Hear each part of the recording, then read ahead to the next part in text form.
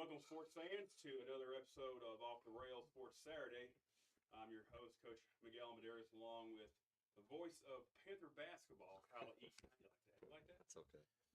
Today we have our guest today is PYFL board members Brian Henson and Josh Clan, correct? Yes, sir. Let me get caught up. It's been 4 or 5 weeks since I have done this. It seems like it was graduation, it was vacation, it was Strawberry Festival. It was we just needed a break, work type of thing. But y'all had a show last week. You had PHS baseball team on, and hopefully, I saw the pictures and listened to the broadcast of y'all. Y'all had a good job. They did a good job talking about baseball season and everything like that. Have a lot of stuff going on, a lot of camps, I'll put it that way. Got a lot of camps going on for all sports right now. I know it's strange because basketball right now is going through football you got spring practice. I guess this is summer practice for basketball because right now basketball is going through camps. I know Thursday they had a scrimmage with somebody because Will Cottle was letting me know about that because he was having to miss lessons that I gave with him because of basketball and everything. But you got band camps coming up. I think soccer camps coming up. PYFL. You got football camp coming up, correct? Yes. You got cheerleading camps coming. Like everybody's got their summer camps coming along and everything. So anytime we get the information about that, we'll post it on our Facebook page. Anything else you got going on, Kyle? Oh, I don't. It's I didn't realize waking up this morning trying to travel through the big city of Portland. Looks like we're going to turn into downtown Nashville for a few days. Constant construction. Took me about an hour to get from one end of town to the other there, but that's all right. It was needed. There's all kinds of things that need to be fixed and everything. So yeah, big things going on in Portland there with construction and all that. But let's get into today. Man, you want to do this? I'll sit right here. It's much more fun listening to you do it. Let's get into today's episode. Again, we have Brian Henson and Josh Clan today with the PYFL. You're both coaches and you're both board members, correct? I'm a board member, not a coach. Oh, not a coach. Okay. Yes, yeah. You're both. Yes. Okay. So what we're going to do is for the people listening who can get a voice with the sound of what you sound like, with the name to a voice. How about that? And then on video, we'll sit there and they can see you and everything. So introduce yourself and then your title, and then we'll do the same thing with you. So. All right, I'm Brian Henson. I'm the PYFL football commissioner this year. Overall commissioner of everything, or a certain age group, or overall football Okay, commissioner. okay. I'm over the football side of it. We also have like cheer commissioners, and Josh would be board member. So okay. I thought you was going to mention that he was a cheer commissioner. Yeah. That's where he was going with that. You a cheer coach? Not that flexible. And so, go ahead and introduce yourself, Josh. My name is Josh Clan. I am the coach for the 7U, the Littles for PYFL, the co-commissioner, and athletic director. So how long have you all been involved? Start with you. Well, when I ask a question, we'll start with you, and we'll move that way and everything. But how long have you been involved with PYFL? I've been involved about 8 years now, continuously. Yeah. My oldest son got in. This will be his 8th year, and we've just been a part of it. We love it. I mean, my youngest son, he started 2 years ago, so we've still got another 6 years. Okay, so I was getting ready to ask, do you see yourself staying in it after? But the question would be, all right, do you see yourself staying in it after your kids are out of it? Because that's where you see the change come with any type of youth organization. Is once kids are gone with it, you hardly ever see anybody stay with it because they're gone with their kids, and I understand that, But you're you're So- talking 14 years if you're counting the 6, you know. So So that's still a far ways away. So I can't be 100% honest there, but I would definitely be around still to make sure everything was operating Yeah. smooth and kind of help everybody out, help new coaches, new Yeah. board members, help everybody out if I was needed there. Hopefully, the program 6 years from now keeps growing and it's on the right way to success. So, yeah, if I'm needed at that point in time, yeah, I would stick around to help out and make maybe sure not hold an everything's actual good. position, but Yeah. an advisor role, maybe. Yeah, so my family's so big too. We got so many nieces and nephews. I was watching PYFL before probably 14 years ago. I got nephews. I got nephews coming in after my kids come out. So it'll be something we'll always be involved a little bit, but I may step out of board seats at that time. Give Right. a little bit more time for the family. Yeah. And what about you? How long have you been involved, and kind of how did you get involved? I've been in. This will be my second year with PYFL. I was assistant coach for the 7U last year. We moved up here 2 years ago, so we were living in Nashville. Found a place in Portland. Fell in love with the city, the small town vibes. I'm from a small town, so it just felt like home to me. I got my son involved in football. You know, I love it. And I just want to see the program to grow, you know, continue to grow and be successful to where, like we talked about earlier, you know, Friday Night Lights, everyone's out here, you know. So both of y'all got involved because your sons or your children got involved in everything. It's how you got involved. What do you like about the league, and what it's doing for you? First of all, what do you like about the league? What can, you know, if you're out here talking about PYFL and you're telling somebody who doesn't know about it, you know, what are you bragging about it? What is the main topics that you're saying, hey, you really need to come join because of this, in your opinion? Well, for me, I feel that all young kids need to start introducing themselves to sports at some level. I feel like PYFL is the best football program for the city of Portland. The kids mean a lot to the program. They got a good cheer set up too. Not knocking it. Some kids like baseball, some kids like basketball. But if you're going to come to football, PYFL is where it's at in Portland. It's been around forever. It's just it has always been a really good program. It's needed some help here and there, concession stand, stuff like that. Just different things that's needed help with. But it's all working out and together, and it just gets better and better every year. So gets the kids out, gets the kids introduced with other kids. I mean, it makes the kids learn how to communicate with other kids outside of school. So at the end of the day, it's more than just football. Football is what we're there for. That's the biggest part. But also being a part of it, being able to coach and mentor these kids. After 8 years, I got kids in high school that come up to me and, hey, what's up, Coach Brian? yeah. So Yeah. it's the joy of it. That's a good point. And what about you? What I agree with everything that he said. I mean, it's all about mentoring these kids, and we have the staff that we have. I feel like the coaches that we have we're trying to win football games, obviously, but our number one goal is to make these boys into better men, you know, Right. and give them the good morals and discipline.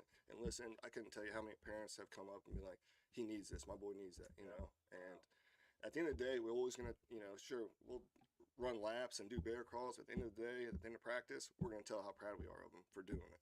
You know, we're never gonna kick them down. So I think the people involved really make a difference about this program. We care about these boys. I mean, and you know, cheer, I'm sure too. But just like Brian said, you know, I coach basketball too, and you know, they'll come up to me, Coach Josh, because there's a lot of football kids. But you know, it's just a good program overall, and good people involved in it. What would you tell someone that wants to volunteer about the time and the effort that they need to put in, you know, and be honest with them, you know, hey, you need to come volunteer. You sound like, you know, you do help this and that. But if someone wanted to kind of help and everything, and they go, hey, I got a little bit of time, you know, how much time do y'all put in to the program and coaching? And, is it something that you need to tell someone who's looking to get involved? Hey, it's fun. It's a great thing to do. And like you said, that's something that I cherish is I can go out to the store and there's a kid that I coached. Now it's 12 years ago. And it's, hey, coach, Right. here's my son. Hey, this is Coach A. He coached me, and he starts telling stories and everything. It's just you're sitting going, that's what it's about right there, but you have someone new coming in going, hey, I want to coach. Do you ever sit there and go, hey, oh, that's fine. We'll look into your background and everything. We'll do what we're supposed to do.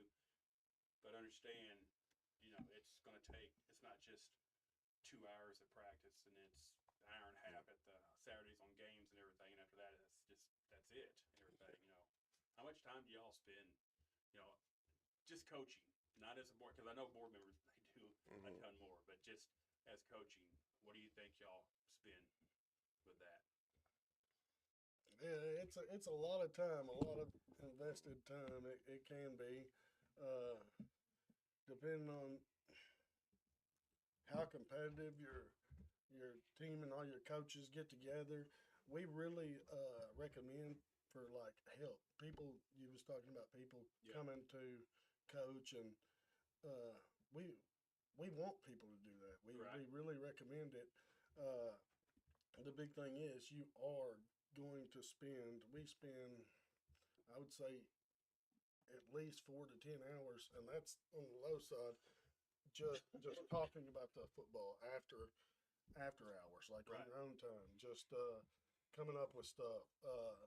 The beauty about it is when you get a good coaching staff, they can run things through each other's brains and rack problems and solutions, and then you can come up with the solutions to figure that out. So that'll be the majority of the talk that I've experienced from coaching after hours, like on your own time. Right. Yeah, 100%. It does take time. I mean, last year, I was really dedicated. It'd probably take, practice for 2 hours, but I'd probably get there an hour early just to set up drills and do whatever. Grab the ice for the boys, put water in, fill that out. But I'd probably say it's half work, half football for me because I'm always shooting off ideas or doing something, talking about it. But the commitment. Now, for an assistant role, I'm not, I know people have different job schedules and stuff like that. But, if you sign up to volunteer, you need some sort of commitment and not, your whole life is dedicated to it. But we need you for those 2 hours, for those game days. Sure. And then, like he said, bouncing ideas off each other. The head coach doesn't have to say, no, we're doing this. I want everybody to come together and say, hey, this is what we should do. Like, what do you think about this? What do you think about that? It's the after hours stuff that people don't count as things you're putting in because you're at home. But I can tell you, like, talking before we went on air, me and Coach Lamberth at the high school, we would talk daily. And then after practice, I'd go home, he'd go home. And then for the next 3 hours, we're constantly texting. I didn't like this in practice. What do you think about this? Well, I like this. We like this. Tomorrow, let's do this. And then I'd put a defensive text out to the coaches. Hey, tomorrow you're going to have 25 minutes of this and 15 minutes of this. Decide what you want to do and let me know what it is. And the only reason I did that was because I wanted a plan already in place. I didn't want to get to practice. You go, hey, you got 25 minutes. Okay. Let me figure out what we're going to do. She'd already have it, and that takes part of when you're at home and how you're eating, and you get done eating, now you're sitting there, and a lot of your time is this here, So I definitely understand, the time that it takes if you really want it to be successful.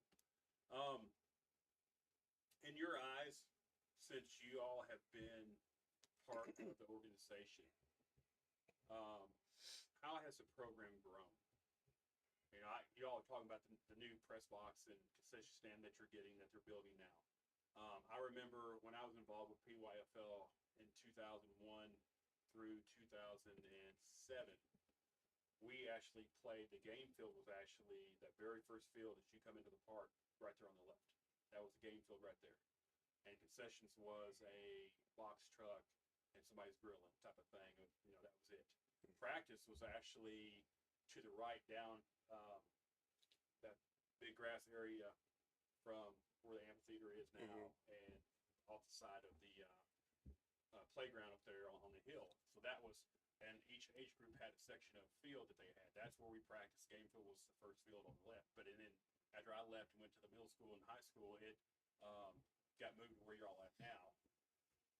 Or actually got moved down and then over, and y'all put a fence around it.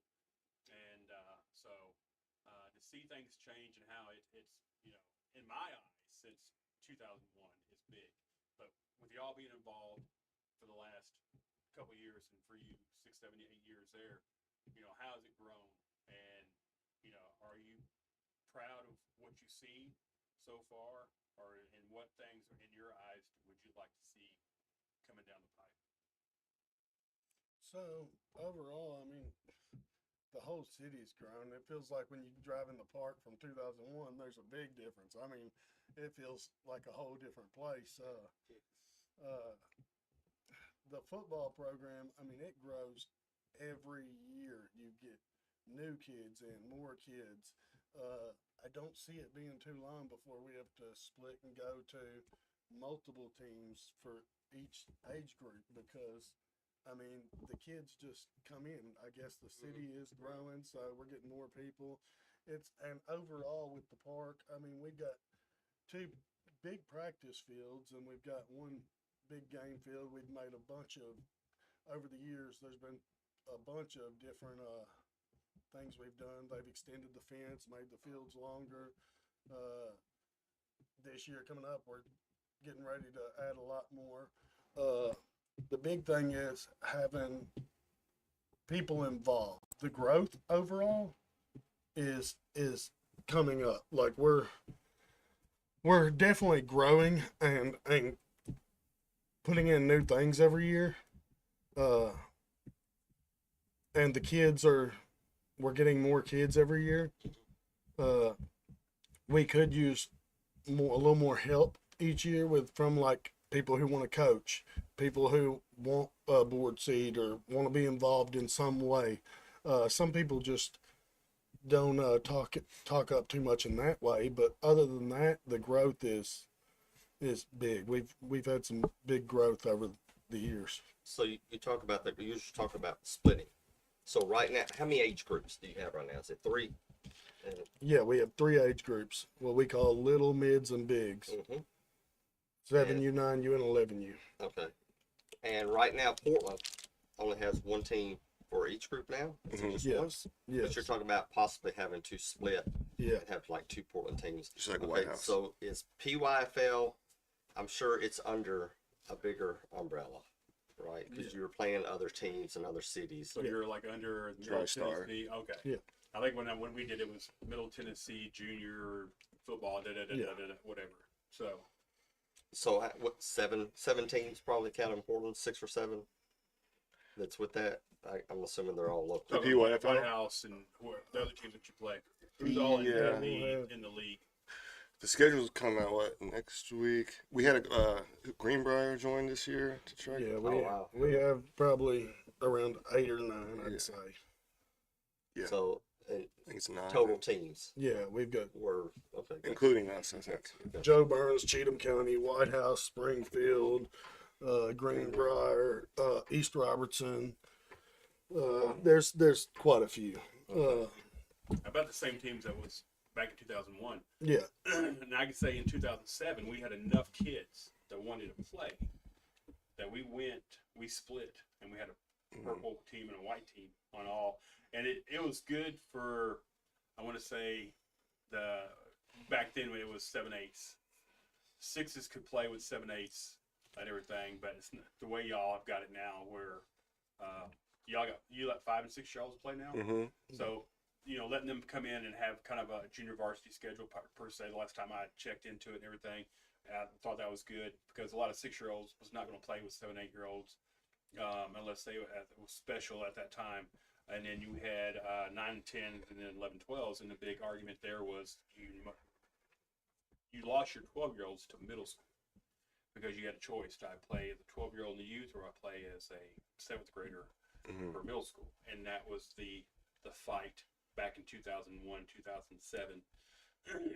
But we had a group of kids come in that was so big when they were 9-10s, we had to split, and it hurt the 7-8s and the 11-12s, because you have a team that you might have had 18 kids, once you split. But like the 9-10, where that big group of kids were, you had 25 kids per team. And then once that, then it sat there and got to a point where we went back to just one team for each age group and everything. But I've been on both ends of the spectrum with being in the youth, being at the middle school, going, we want those 12-year-olds with the middle school, everything. You're all going, well, we want the 12-year-olds with us. I wish there could be a happy medium to where the age groups could change to where that 12-year-old didn't have to make that choice going, do you want to, because that's a hard choice for a 12-year-old to make, and for a parent to sit there and make. Well, because I sound bad when I say this, but you go, well, we can go back to the youth and we can win a championship, or we can sit there and develop him to where he can sit there and develop more at the middle school, or to take the next step up. I'm not saying that coaches doesn't know how to coach from the youth to middle school. It's no different than an 8th grader going from middle school to high school, or from a high school kid going from high school to college. You can be taught all you can be taught, and at the next level, you're going to learn. Next level, you're going to learn a whole lot more. And so, to me, that's kind of where the trouble with youth, with football, at least, because I'm not involved with baseball and all that stuff, so I don't know how that goes with the grades and the systems and everything. But that's what we had enough kids to where. Dang it, Brian. We had enough. You're good.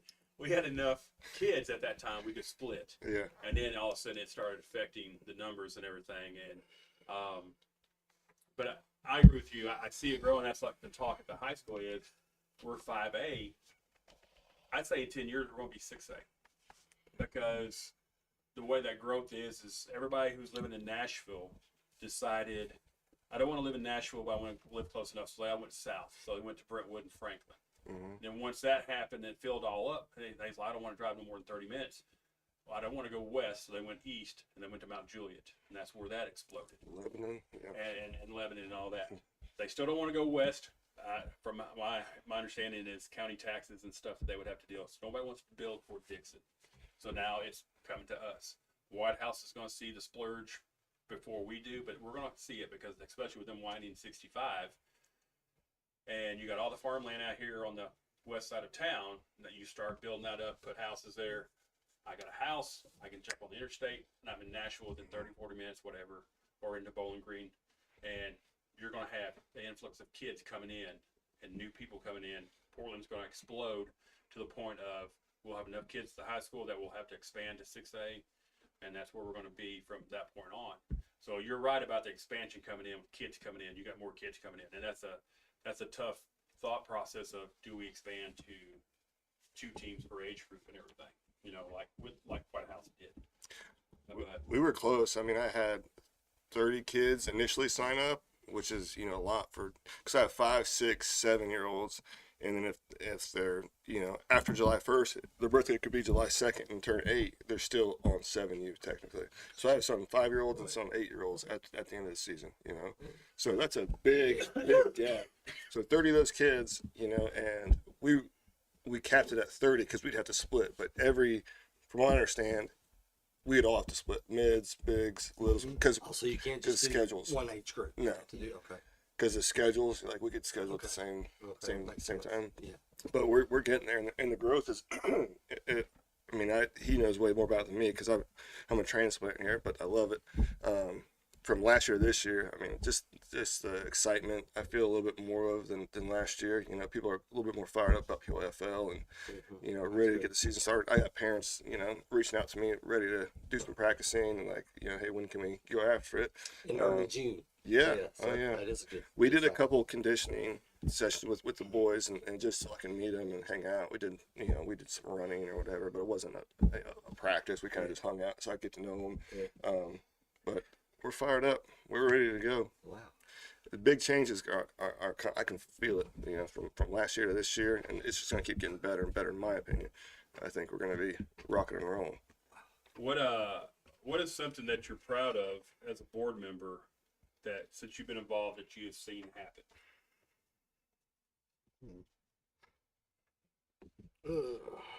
Now I put you on the spot because you got to come up with something. No, here, I mean, I could just start with the latest. Like this year, we've made major improvements. Of course, I know we're probably going to talk about it, so I'll go ahead and bring it up. But the concession stand, of course, the scoreboards, we're getting in new ones. Talking about pouring concrete walkway for the handicap. There's really not too much to say about the football side of it because every year is impressive and entertaining.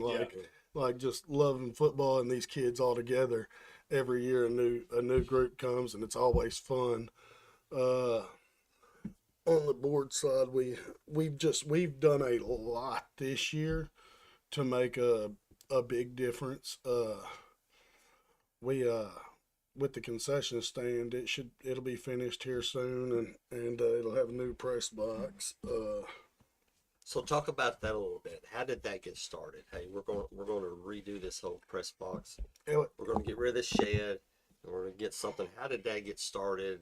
Who spearheaded that, and who kind of is involved in that? It's been in the talks for years and years.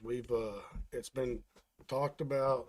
It was one of the things we just had to come up with the good game plan. Eventually, we got the board members in the right spots, and we were able to get a group to where we could actually get it in process this year. So that's where we got it in process this year, and we've had plenty of sponsors. Jet and Property Group out here, he's one of the biggest people as far as sponsoring and putting everything. He's done a lot of work out there. We've got people donating like the labor and the building, windows, stuff like that. It's just a big group effort, and it makes the community, it makes you happy on the board seat because you see that the community wants to come together and put this together. And in my idea, like I know we sit here and talk about high school, middle school, PYFL, the youth league, but when you come to Portland, we want it all to be one football organization, kind of like you would call Portland football. Yeah. So if you talk about Portland football, you could be talking about middle school, you could be talking about high school, you could be talking about the little league, because we're all It's involved. all interconnected almost. Yeah, we're all in the same city, and our goals with PYFL is to get the kids to the middle school level. Mm-hmm. The middle school, get the kids to the high school level. The high school, get the kids to the college level. Like it's a growth from what I can see, and it all seems like it's coming together. It's working out. We've got big things going on. I will sit there and say that being involved in all three levels throughout the last 25 years, I've seen where there's been disconnects before. I've seen where, people have talked about, hey, let's get these guys involved and we'll do this, nothing really happens. I'm really happy to see that there is a youth camp that Coach Dupree in the high school is putting on next week. I believe you can walk up and sign up for it if you haven't heard about it. Youth football camp, I think sign up is June 13th. You can walk in. time. It's 8 or 7. Sorry. Registration is from 7 a.m. to 8 p.m. or 8 a.m. Sorry. 7 to 8 is registration, so you can walk up during that time and pay your money and sign up if you haven't signed up before. And then I believe you all they get a shirt and everything, and then they'll be coached. They'll be coached by high school coaches, middle school coaches. Are y'all involved with coaching? Mm-hmm. Y'all, the PYFL coaches will be there, and then some of the high school players will be helping with the drills also. And I could go ahead and sit there and say that Kyle and Coach Thayer will be there broadcasting live, doing the Saturday show from the camp. I'll be one of the instructors at the camp. So I'm excited to see that because we haven't had a youth camp for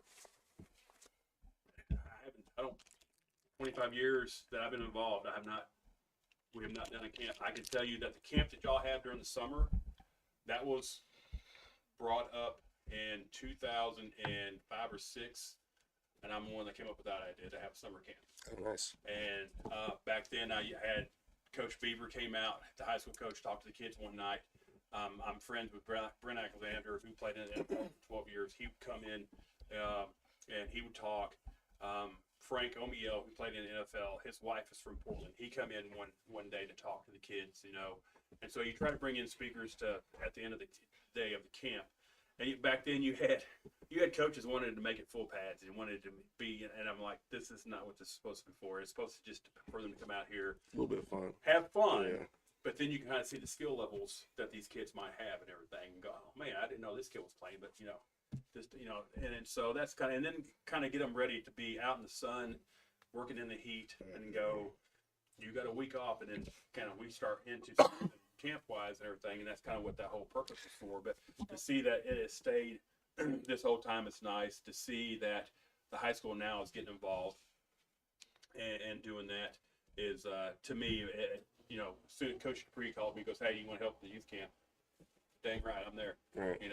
No matter what day it is. I didn't even check to see we had guests. I was like, I'm there. I didn't tell them until this past week that I won't be a host. That's what is important. I mean, like Brian said, be Portland, one Portland. Yeah. The string needs to be connected between us, PYFL, and the high school kids. And I've told a lot of people this, but when I was young playing football, I looked up to those high school kids. I knew their names. Alex Davis played for Indiana State. Like all these guys, like I want to be like him. Yeah. And our boys and kids need to see the next level. And they come to our games. We would go to their games.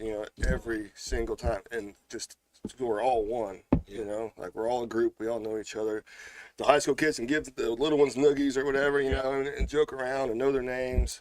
But I'm excited for that now. I think Coach Dupree. He's wanting to really get that going. Create a culture where we're not separate. We're all family. Culture's huge, and I think we're going there. The other thing I'd like to see, you got. I was saying that's the next exciting. I don't mean to cut you off, man. You're so quiet at work. I'm not used to talking. The other thing I want to see, and I brought this up earlier, talking to get that forgot his name now, Commissioner. Eric? Yeah, Eric. Thank you. DP. I knew the last name. Yeah. On the phone, I had Tiffany Johnson. I was like, I ain't calling her Tiffany.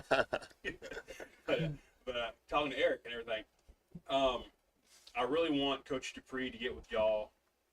There is a coaching clinic and coaching library that the high school coaches do. It's called Glazier. Have y'all heard of Glazier? So what Glazier is they have 3 months of coaching clinics around the United States. And they have one in Nashville every year, normally toward the end of February. It's 3 days, Friday, Saturday, and Sunday. They bring in, so last year, normally the high school will pay like $900 for a year's subscription. What that gives you is, gave us access to any clinic we want to go to. It's free. We pay for our travel and hotel room.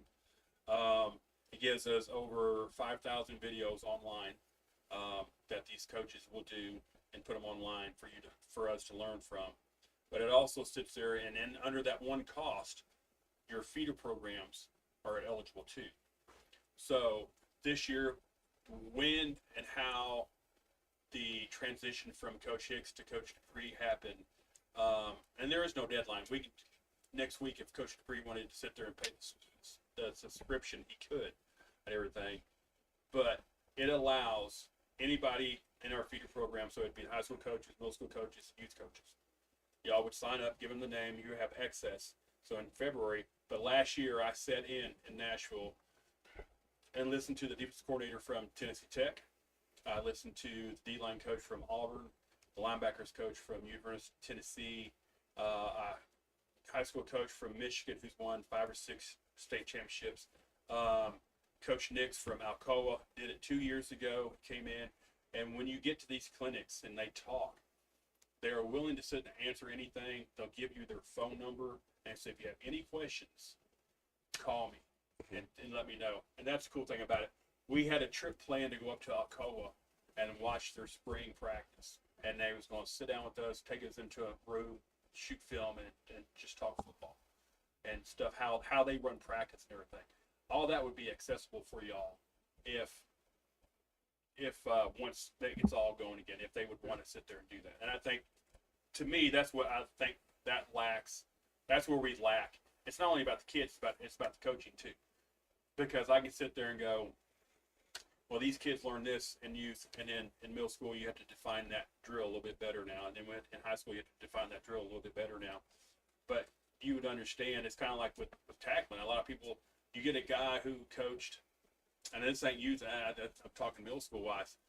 You get a guy come in and go, okay, guys, you're going to tackle. You're going to make sure you put your head, right in his chest right here, put your nose here, and that's not how they teach tackling anymore. Mm-hmm. You don't ever sit there and you butt up on the chest no more. You put it in their armpit so your head don't even get in the way of contact. So, there's so much going on with concussion and CTE and all that stuff.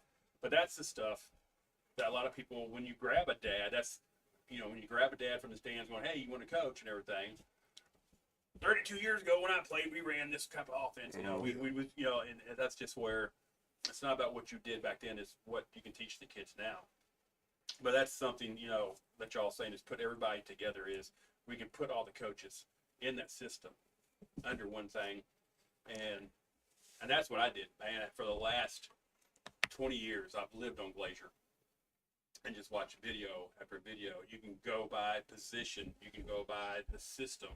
You want to put a 3-3-5 in. There's going to be a video in there on how someone installed a 3-3-5 defense.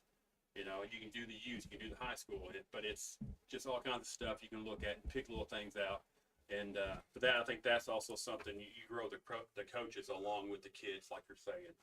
But we did have that coaches clinic about a month or half ago. Dupree was there, Elaine.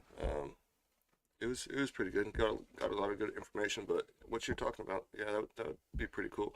And I think we should all get together, as coaches, and kind of just, whether we just have dinner somewhere and get together at someone's house or barbecue and just get to know each other and pick bring brains. A grill out to the coach's office at the high school, and you got enough boards and a big screen right there. We can X and O stuff up all day long. Yeah, that'd be fun. Let's get back on topic here. What challenges y'all afraid for 2 hours? I told you, let me talk. What challenges do you see youth football face in today's society? Not so much as PYFL, just kind of youth football in general.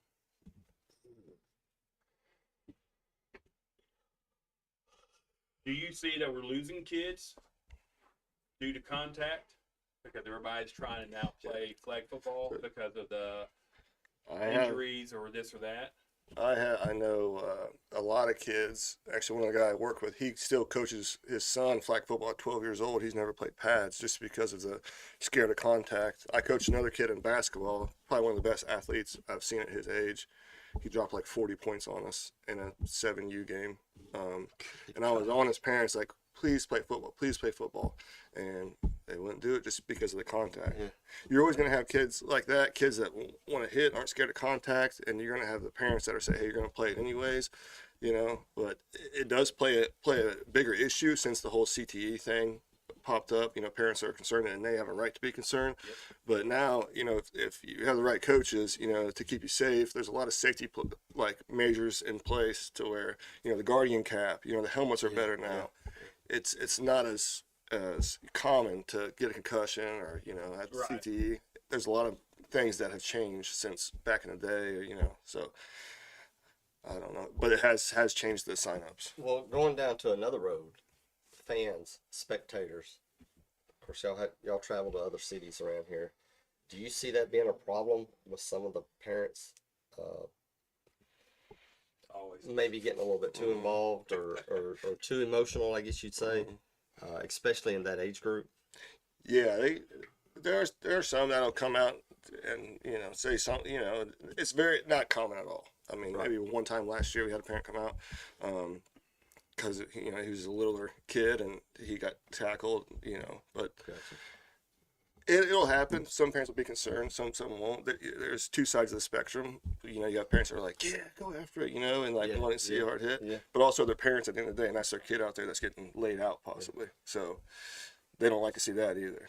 Do you ever have your play call question for your 7U offensive schemes. Yeah, and offense and defense, but it can't. It's never going to be perfect.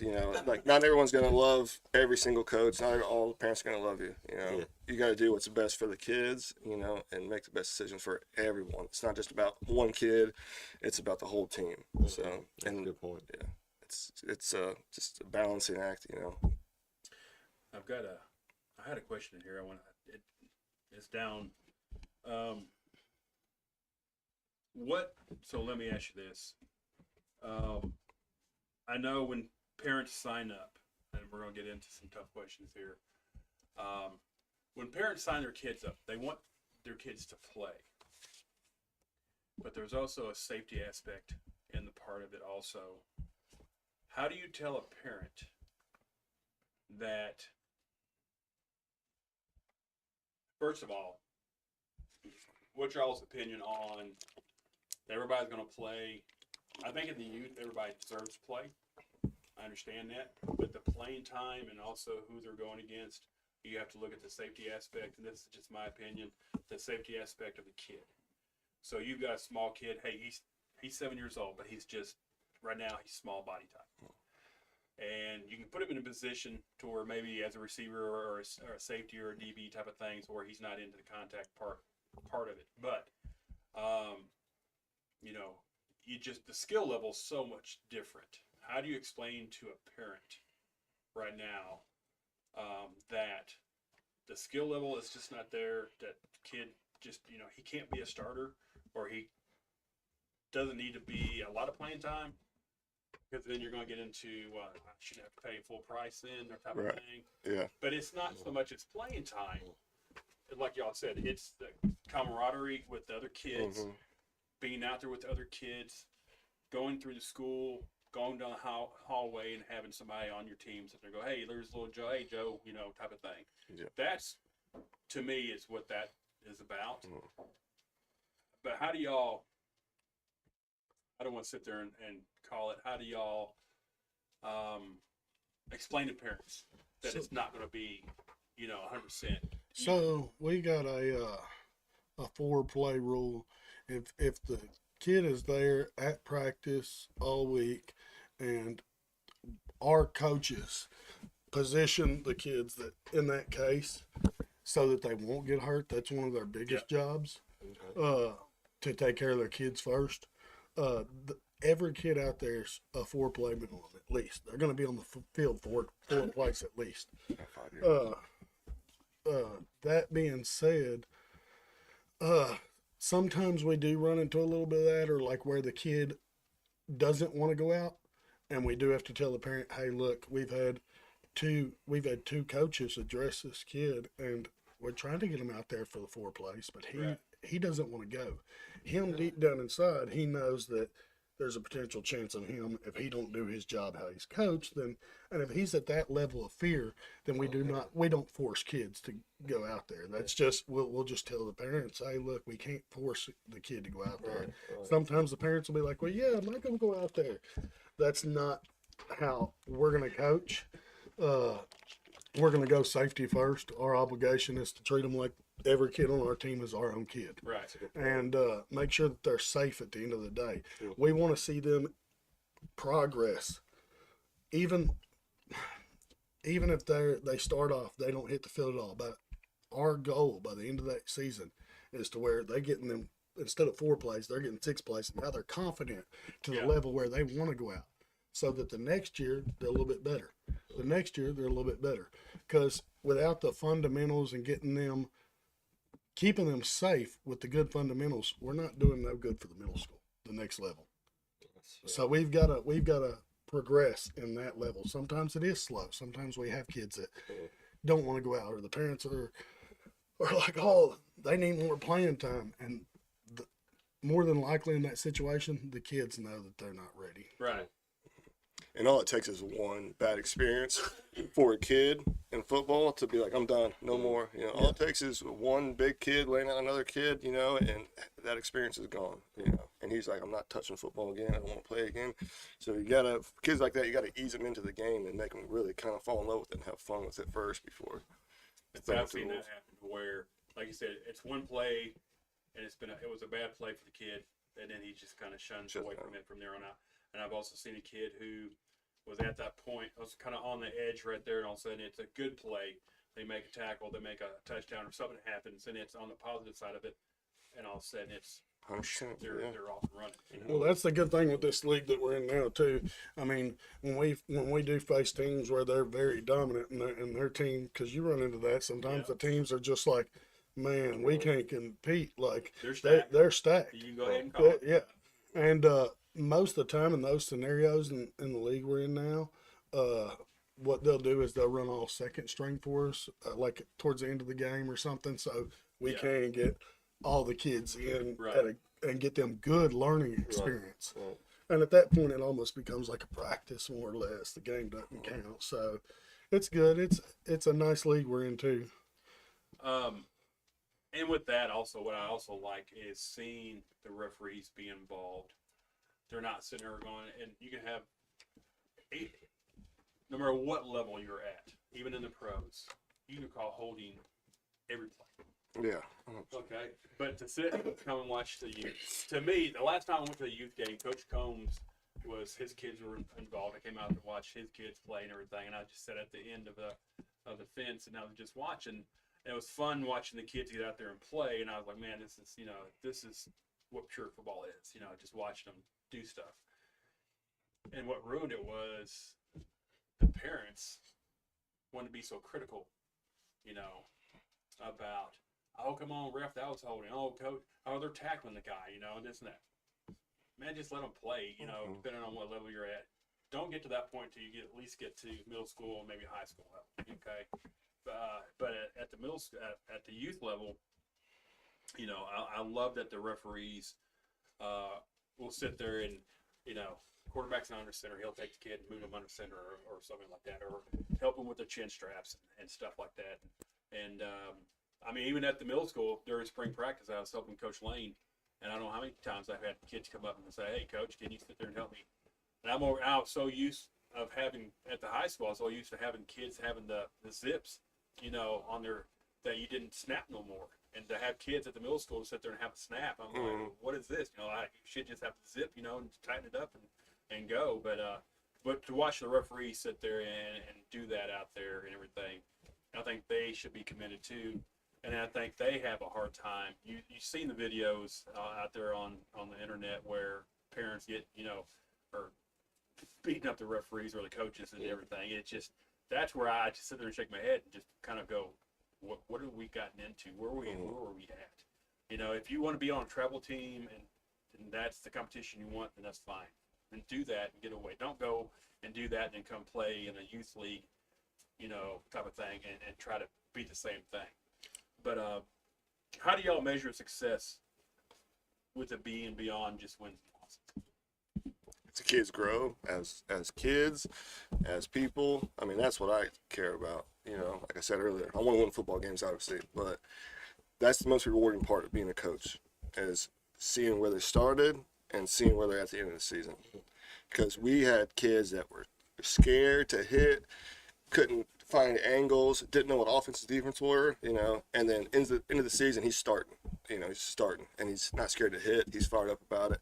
It's just the growth and seeing him grow, getting to know him, playing after practice, will try to catch me and tackle me. Like, just the small thing is, it's rewarding to know that these boys, they trust you enough with their safety. The parents trust you enough for their safety. They like you. They want to talk to you. They want to be around you. That's what I love the most. Yeah, it's one of the things where measuring success is kind of easy for me. It's hard to go through town without running into kids from high school, middle school, and hey, or and they don't go up to you and say, "Hey, remember when we went 3 and 4?" Yeah, They don't talk about that. They talk about the other aspect of it. And what's crazy is, me and my wife will be going up to the Strawberry Festival, and she'll be like, "Why are all these high school kids talking to Brian? He's just now leaving elementary school, going to middle school." And I'm like, "Hey, all of them played on the same field as him, and they all practiced together just 4-6 years ago. So it's kind of like it feels good because you know, at the end of the day, you think about it, when you get all these kids that can communicate, especially like middle school with elementary school with middle school, it brings the community together at such a bigger level to where, and this is one of my biggest reasons why I love all the sports, all the little league sports, and I think that every kid should be in some type of little league sport.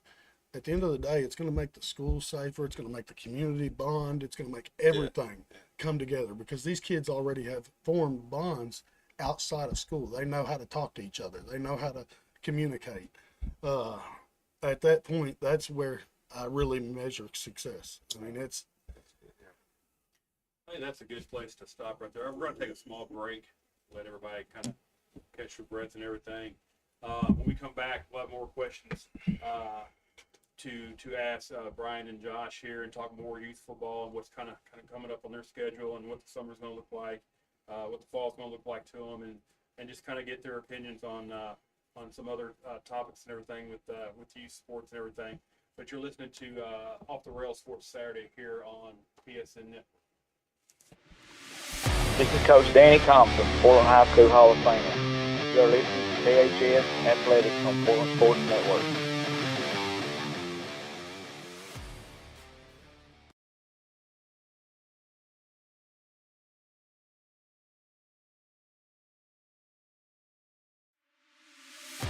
This is Portland High School Hall of Famer Philip Gunner Thayer. You are listening to PHS Athletics on Portland Sports Network. In the city or in the woods, help keep America looking good. Give a hoot, don't pollute. Brought to you by the U.S. Department of Agriculture's Forest Service.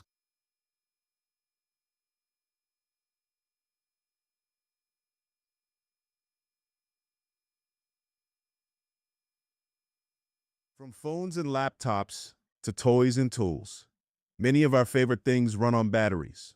But when tossed in the trash or recycling bin, these batteries can spark intense fires that are nearly impossible to stop.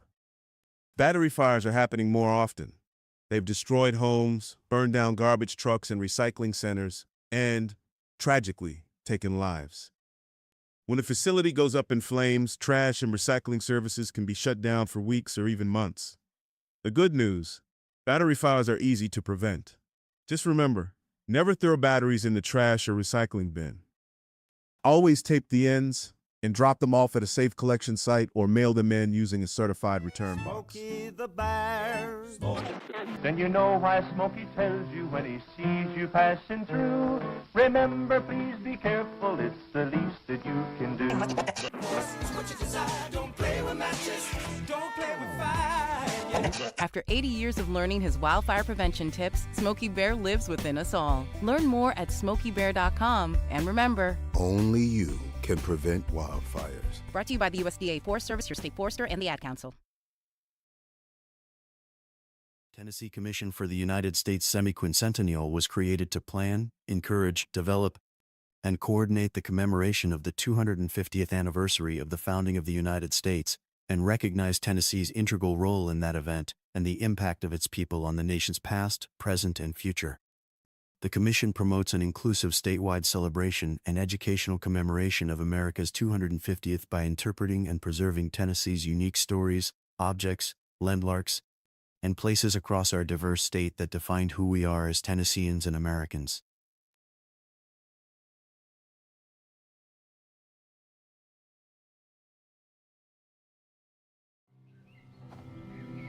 For decades, I've taught you everything I know.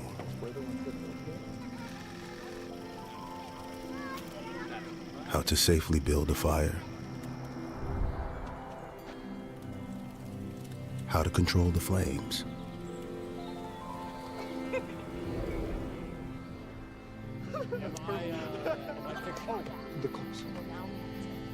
What to do with hot coals. How to secure your chains.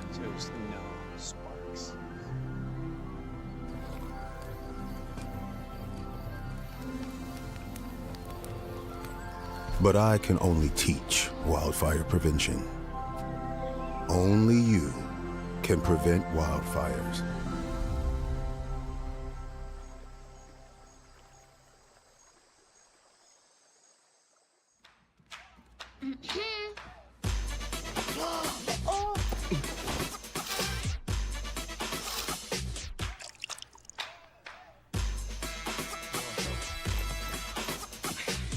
You're not gonna get it all right. Just make sure you nail the big stuff. Mama! Like making sure your kids are in the right seat for their age and size. Get it right at nhtsa.gov/the-right-seat. Hear that? That's the sound of your life. But every time you drive after drinking, the music gets drowned out. Buzz driving is drunk driving. Graphic Obsessions on Main is in a larger space and has more to choose from than ever. Tons of Panther designs we can print in minutes. Tons of inventory you can grab right off the rack today. And the amazing new hat bar, where you can customize your own hat. See a design you love but not in your size? We'll print it in just minutes. So many unique gift items right in the store. With the holidays fast approaching, remember, shop early at Graphic Obsessions on Main. Two guys drove to work. Neither guy wore a seatbelt. One guy got a ticket. One guy didn't. The same two guys drove home. One guy wore his seatbelt. One guy didn't. One guy made it home. The guy not wearing his seatbelt didn't. Don't risk it. Click it or ticket. Paid for by NHTSA. Game world or real world, seatbelts save lives.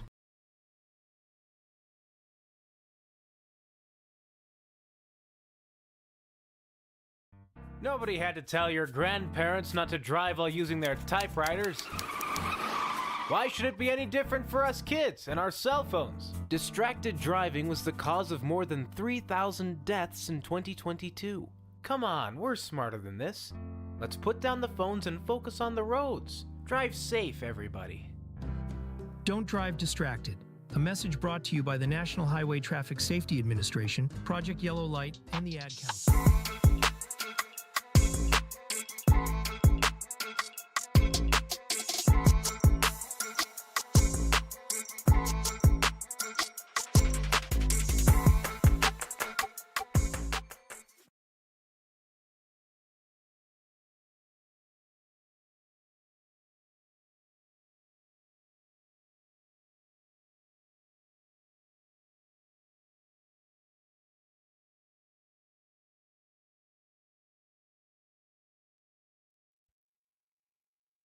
Welcome back, Panther fans, to episode 19 of Off the Rails Sports Saturday. I'm your host, Coach Almendaris, along with Kyle Eaton here. We're here today with PYFL Coaches and Board members, Brian Henson and Josh Clan. Guys, before we took the break, we kind of talking about safety of the kids, what the kids get out of it from playing the youth sports and everything. What makes your league, what makes PYFL different from other leagues that you've seen, in your opinion?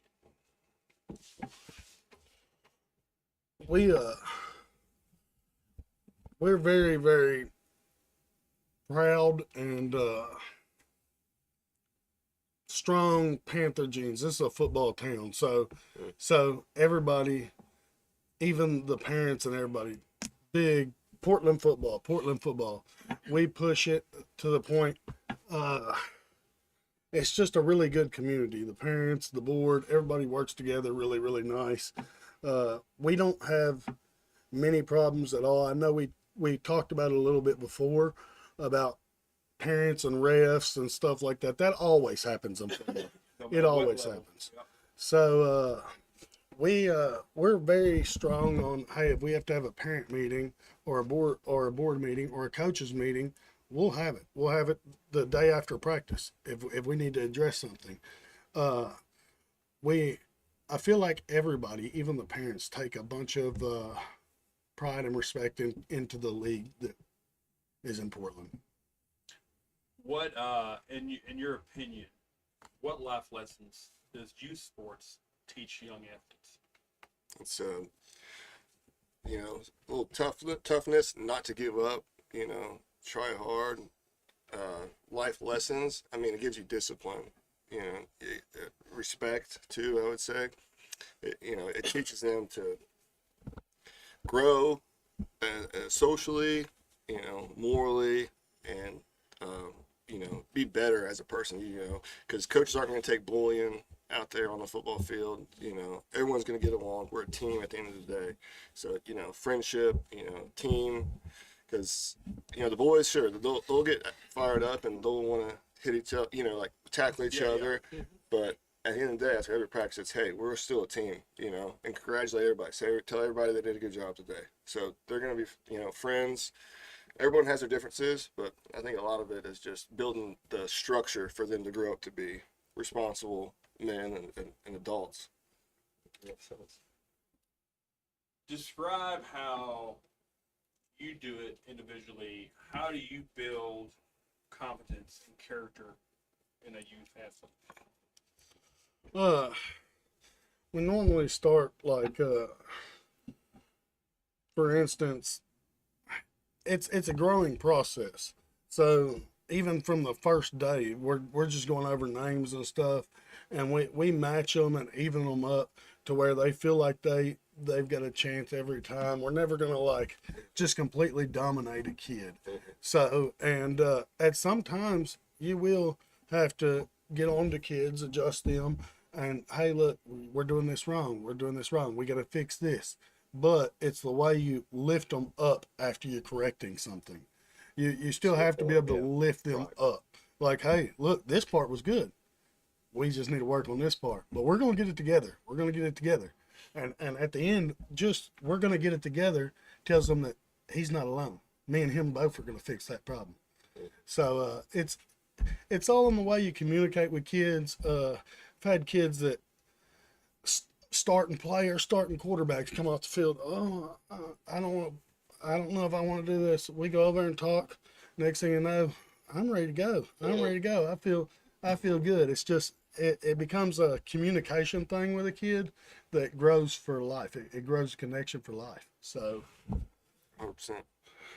I mean, my first goal is get the kids to trust me, because they don't trust me, you know, how are they going to trust me to tell them, hey, lower your shoulder here, you know, you got to do this. So if they don't trust me, they don't trust me to say, hey, I think you're comfortable doing it this way, but let me tell you the right way to do it. If they don't trust me enough to do it the right way or how it's supposed to be done, then it's not going to happen.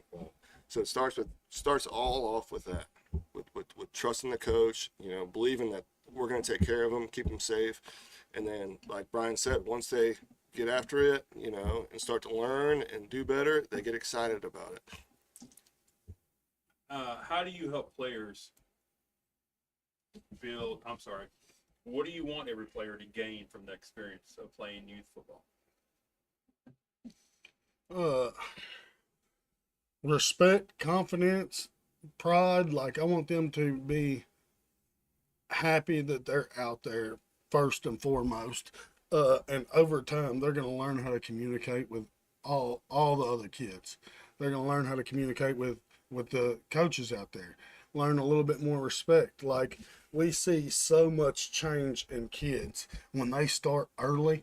They start at a young level. By the time they hit 11, and most coaches they do not request this. But by the time they're 11, yes, sir, it's all manners, and they respect, they trust you. It's a great thing, coaching. It's a big deal. It makes you really happy inside. Like, would you still be coaching? I know there's a push for it, and would y'all still be coaching if you take the pads away and they put flag on kids and turns into a flag football league and everything? Do you see y'all still coaching that? I mean, I've coached flag before for I-9. It was fun, had a lot of fun doing it. But my son's involved in the program and he likes to hit. You know, he's not a fan of flag, and you know, I played football, so I love hitting and having fun and scoring touchdowns. So I couldn't say yes or no. Now, if I had some you know, somebody like Corbin or my son playing, I would coach. I want to coach, the kids because What's going on? yeah, because it's rewarding as a coach. It's rewarding to coach these kids. So I would say yes, yeah. How do your coaches balance competition and with development? Have you ever had to sit there and sit down? Because I know back in the day, I've been involved with coaches that was all about winning. It was all about when I say these, it was all about creating pain. Doing that aspect of what it was back in the '80s when the coaches, when I coached and played with and everything. That's how it was. You got to be tough. You got to be this and that. Everything's changed, and you don't coach that way anymore. But how do you deal with coaches that, yes, you want to win, and you keep a starter in because you're wanting to do something with this or that, compared to, hey, we need to develop these kids. You all said that all morning long. Is the biggest thing is to develop these kids, get them ready for the middle school or next level, whatever that is. How do you balance that? When do you sit there and go, hey, let's pull the reins back and let's get this other guy in, or this or that, or it's a close game and you still got to play this kid. That's the classic scenario. You're down by a touchdown, or down by 6, or down by 5, or whatever it may be, and you're driving everything, but little Johnny over here still has to get his 4 plays in. You don't have special teams to put him in or anything like that. How do you sit there? Do you sit there and I hate to say it, I've watched coaches sit there and go, I forgot about it. We lost track, and that's why little Johnny didn't get to play this time.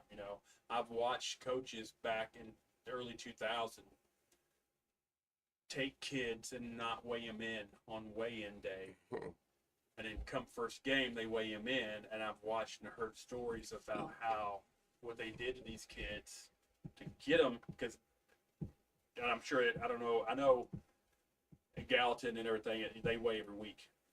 PYFL, you weigh once a year, and then you're either a striper or a non-striper. You're overweight. You can't be a quarterback, running back, and everything. You have to play on the line type of thing.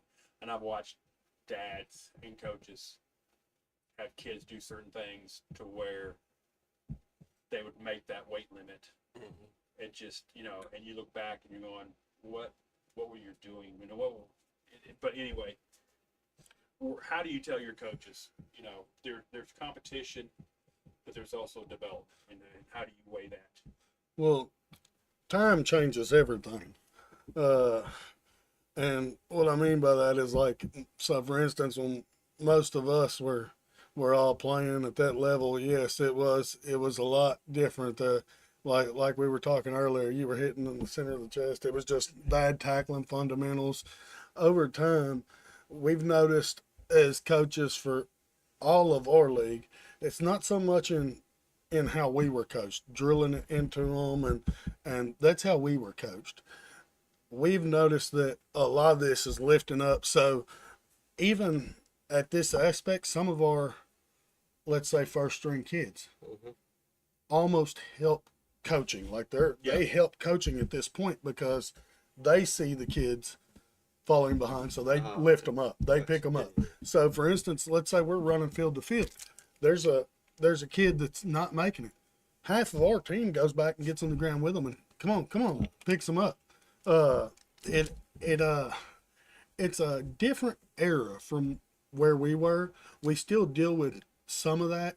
I think every league, every football team would deal with some of that, where you have the coaches come in and they want to run it old school way, and it's all about who's the toughest, but for us, we've had pretty good luck with our coaches, and if we didn't, we would have a good coaches meeting and explain and show, because it explains itself now these days. Like if you go out there and you're running drills and you let the kids know how good they're doing, they always now turn out to do better and better.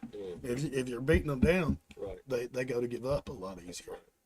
So it's a whole different era in the way we were coached from today's time and kids. What advice would you give a kid or give to a young player hoping to advance to the next level? Whether it be playing at the middle school, starting at the middle school, from middle school kid wanting to go play at the high school, for a high school kid wanting to play at the college level. What advice do you give kids that are wanting to advance to that next level? It's never a guarantee that they will. I tell them just, don't give up. Stay involved in the program and suck up all the information you can. Hang around those people that you want to be, those good high school players, middle school players. Stick to them like glue. Be their little buddy, be around, see how they do things, fall in love with the game. But don't get discouraged if your first year, you're not playing or, you got hurt. Don't get discouraged. Be around the people you want to be around and how you want to act. Be around those people and don't give up. Be tough, Remember the fundamentals of it, and when you get to that level, it's a lot of it changes up here in the head too. Like you've got a memory, so it's not all physical. So out of season, yes, stay physical. Do your little drills at the house. Stay work at your own level on your own time to keep progressing. But when you go to that next level, everybody knows it becomes a little bit more play calling. It becomes a little bit more that you've got to learn and get knowledge about. Right. And the summer drills, they do make a difference. I've got a kid, he's on my team, he played for me last year, and the difference between last year and this summer when I saw him, it's crazy because all he wants to do is throw a football and run around. And I mean, it's insane. The growth, you don't think it's much because it's not like they're out there tackling dummies and doing rip and swim and all that, but they're out there throwing the football and running around at least, and it makes a difference. Yeah. Getting comfortable, not being scared of the ball, if the ball's thrown at you, just little things like that. What's your theory on having the same system through everything? So normally I've watched, and I know in years back when Trousdale was winning state championships at the high school level and their youth program was really big, they all ran the same system that the high school ran. Mm-hmm. It hasn't been that way in Portland. Like I said, I've been involved with everything. This year, it's been similar. But the last 3 years, high school ran a 4.25. They're going to run another 4.25 this year. Coach Lane in the middle school now is running a 4.25. I would call it a 4.25 hybrid if you want to get technical about it. It's just he's trying to implement that system to where it helps the kids as they go. And I know in the youth, like I said, you've got certain coaches that will come through, and I've had 25 years experience, so I'm not saying it's y'all, but I've seen in the past where a coach will sit there and go, well, they're going to learn something by the time they get up there. I'm going to run what I'm going to run. I know it's successful. It's going to give us wins. But if Coach Dupree came to y'all and go, hey, guys, is there any way this is a system we're going to run? Can you run it and maybe try to use the same terminology if you can? If not, that's no big deal. That's what Coach Lane does. Coach Lane will try to use the terminology that the high school uses if he can. But he does have his terminology that he uses and everything. And then I know many times when we got kids from the middle school, I could sit there and call Coach Lane and go, hey, this is what we're doing and everything. And he goes, oh, we used to call this that. We used to call that. This is what we called it. So then I could sit there and tell the kids, hey, guys, you called it this, but this is what we're calling it. Now you just have to kind of learn that. But would y'all be willing to sit there and change a system that y'all have ran for 3 or 4, if you've been in it for 8 years, would you be willing to change the system to get it to where that's what the high school runs? And we're trying to, do you see that being something that would work, or do you sit there? And I don't think it's a right or wrong answer. It's just I've watched people go, well, I'm going to run my system. We're going to do what we're going to do here. And it's going to be changed once they get to middle school, and it's going to change once they get to high school. And if something happens and Coach Dupree's gone in 2 years or whatever, they got another coach coming in, got another whole system that you have to change and everything. So everybody, and I'm going to stay down here in the youth for the next 6 years per se. I'm just going to stay with what I know works for me down here and everything. So you can kind of see both sides of the spectrum. But if Coach Dupree came to y'all and said, hey, would you be willing to kind of do this? What would your thought process be? I mean, I ran an I formation when I was growing up. The high school ran a wing T. So I ran I formation. We always had a 4-3 defense, but the difference changed in middle school. We had a jammer that would go to strong side or weak side and jam the tight end. But yeah, learning the wing T after middle school was tough because I was always used to I formation. Yeah. So I want to run whatever the high school is running. That way, these boys are set up for success already. You know, they already know they don't have to start over from scratch. So I'm going to run whatever Coach Dupree is, and we've talked about it, and that's our plan to run. I mean, so the way I see that, practice makes perfect, because we've all been in the football games where we knew exactly what that team was running, and we just couldn't stop it. And the reason we couldn't stop it was because they repped it so much, and practice makes perfect. They repped it and repped it and repped it, and they become excellent at running what they run. And that's what I do believe makes that so successful when you're doing that, because they've run this so much that it's second nature. If they get in this problem, they've seen it before. They know what to do to get out of it. So I don't see nothing wrong with it. I actually see it helping out too. I could see that better. And we won't have his whole playbook, obviously. I mean, all we really need at this age is 5 plays that Brian said. Like, we know how to run it over and over and over again. All it takes is 5 plays at this age, really. So I'm not going to do a whole lot of, motion and passing and stuff like that. We're going to keep it simple and stick to what we're really good at and run off that. Obviously some of his plays, but in his formations, but just simple. Well, that goes back to, I can relate to that. When I coach kids and we go through drills and we're like, Coach, we do this every day. Yep, we do. And the kids that I coach during private lessons and everything, we're going to do this every day, because what I'm trying to get, and I try to explain it to the kid is and I call a high school kid a kid.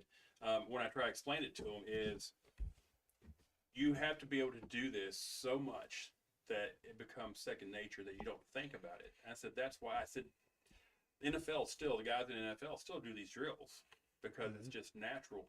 I said, so let me ask you this. I said, y'all walked up and down steps before? And they all said, yeah. I said, you ever think about what foot you step with first? And they go, no. I said, you don't. You've done it so many times, it's just second nature that but I said, I guarantee you start watching what you're doing. I said, you step with the same foot every time when you go up a step. I said, that's what we're trying to get at. You punching this bag when that ball moves, it becomes second nature for you, to where that's what you're going to do. You see this movement, it automatically, you do this. I said, that's where you're trying to get at. So then we can go on to something else. I said, but that's second nature stuff. So, y'all talking about repping something over and over and over to where it becomes just, I know I'm taking this step, and I know I'm doing this, and if this happens, and this is what, and what happens. How has player safety involved over the years that y'all have been involved? Have you seen? I know we've talked about the helmets have changed a lot, and some of the I know the tackling techniques have now changed, even going up through high school and college. I mean, player safety has always been a problem. We're just addressing it a lot stronger now. They got guardian caps. We keep wet stations, like, in case we have to cool down. There's so many precautions now with player safety. I would say, more or less, one of the biggest things that we see is heat exhaustion. Like, kids today, it feels hot every time you get out there, and these kids come out there. Some of them have been eating sweets or drinking Kool-Aid all day, and that's one of the biggest things. Every coaches, after every practice, every coach talks about that. In every age group we got, it happens every practice, because that is one of the biggest problems. They don't take it in that water is really important. Water, most important thing you can do is drink water all around the clock. It ain't right before you come to practice. And that's one of the biggest things that we deal with. They think, oh, I'll just take water to practice. I've drank Kool-Aid all day, but we'll take water to practice. And really, that needs to be happening at home too. You know what I mean? Yeah. If you're cramping up in practice, it's because of what you did 24 hours before that practice. And that's another thing. I'll agree with you there. The equipment safety it's all going to change. It's going to change as things go. But it's, back in my day, because I know I'm older than y'all, back in my day, it was salt tablet. And if you got lucky, the coach got mad at you, you didn't get a water break. You just dealt with it. You got a salt tablet, and then you ran until he was happy, or until he got tired, type of thing. Or you got water from a hose, and tell someone to drink from a hose. Yeah. They can freak out now. But it's we got a trainer. It's not even heat. It used to be, well, the heat index is up. We can't practice. It's not even the heat index no more. It's the wet bulb temp. Yeah, So there, and we have Miss Olivia, the trainer at the high school. She's checking daily. Every hour, every 30 minutes. Hey, y'all go on the field. Hey, y'all can't. Hey, the helmets and shoulder pads have to come off. Can you do a drill? And so you have to adapt on the fly, everything.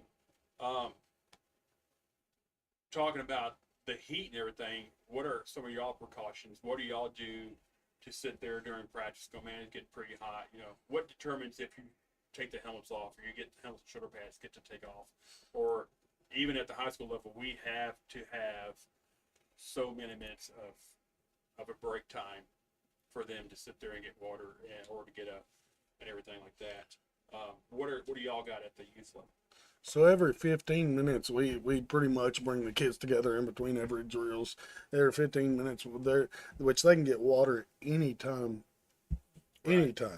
But every 15 minutes, we'll bring them together for at least 5 minutes or so and just kind of address them, make sure we get a good look at every kid. We also keep wet stations, cool down rags. That's one of our biggest concerns. Because we do realize how crucial that is. Right. So we take that really serious, and it's more or less just that gets back into coaches and interacting with the kids. You can tell when a kid's off. You can, hey Johnny, and he doesn't respond like he normally would. You automatically know, come over here and stand with me. Let's cool down a minute, and we'll pull his helmet off. Gotcha. So it isn't a thing where we'll just pull all the kids' helmets off at once. We like to keep interactions with individual kids so that we can tell how they respond in the heat. So, but we do stop at least every 15 minutes to take a look at the kids, make sure that they're doing good and not overheated. The biggest thing is, though, every time the kid that is overheated or we have to give a break to, I just drank a bunch of Kool-Aid before I came, and that's always the case. My stomach's rolling because I feel the Gatorade coming up. Yeah. So I mean, that's the majority of it. More times, it's easier to keep a watch on them when they're individually. Whenever you just break them down and you actually get to talk to them one at a time individually, you can tell right off the rip that there's something wrong. I mean, we can preach, water, but at the end of the day, we can't go home with them and make them drink. That's up to the parents to keep them hydrated, and we can't control that. But we encourage it, and we look out for it. So all that is available every practice, no matter what the heat is, or it's cloudy, and we don't need the wet station or anything, but it's going to be there for y'all out there all the time. I like that. What role does parents play in a successful youth program? Being involved, going to the games, cheering, being excited, making their kids excited about it still, because they'll go home and play Fortnite or whatever and forget about football until the next practice. But, keep bringing it up, you ready for practice today? Get them fired up about it, be involved, get to know your coach, whoever's coaching your kid, and get to know the program, who's all involved, and, be supportive, I guess. 'Cause there's a lot out there that support this youth program, and we're grateful for all of them. The way I look at that, parents coach their kids 24/7. We only get to coach them for that 2 hours, 2 days a week, and they coach them all throughout their life. So, I mean, it's... Oh, let me tell you, it happens at the high school level too. Coaching is a big role model job. Like, it's a role model. Then that's how coaches look at it, and kids look at it too as well. What would you say is a misconception parents have about youth football? Or even, we talked about football, but even youth cheer. The cheerleaders get out there, and they practice, at the same time y'all do, right? Mhm. And so, and they've been successful with competitions, with going to places and going and winning competitions and everything. Just in general, PYFL in general, what's a misconception you think parents might have about youth sports? Well, what I get a lot of is like the time management. I don't have time to bring my kid there, and I told everybody, I'll come pick him up, I'll get a carpool, we have a tight group knit of parents that, I could ask somebody, hey, you live right over there, can you grab them? They would grab them. The time management and probably just the injury risk is what they're most concerned about. Those two things, but I think all kids should be involved in any kind of sport, and because at the end of the day, it's just going to help your kid grow and be a better person. Yep. Yeah, I feel like a bunch of the parents are like, oh, well, they'll be fine. Just start them in sports at middle school level. And I would say even the middle school coaches and all the coaches for every sport would be like, no, they need to learn fundamentals at a young age and how to communicate with other kids. Like there's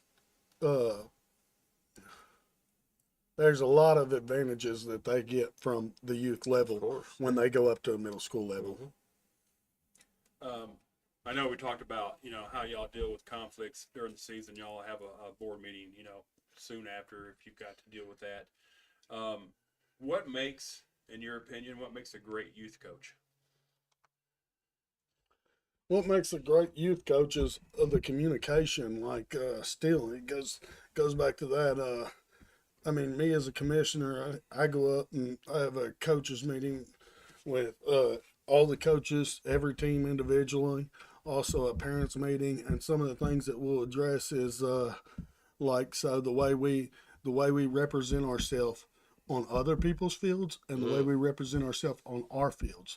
And so, for instance, in our coaches meeting, hey, we're going to go over some of the things we've went over today with the water breaks, and we'll go over a bunch of ways to coach and help the kids that are falling a little behind so that they can get more fundamentally sound.